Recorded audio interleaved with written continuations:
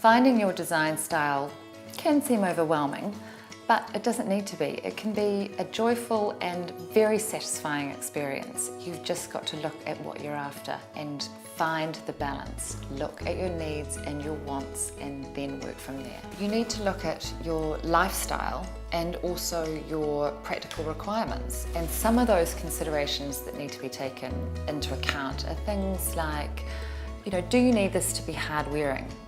Does it need to last a long time? Are you trying to do something that has, good indoor-outdoor flow? Do you have to be, considerate of allergens?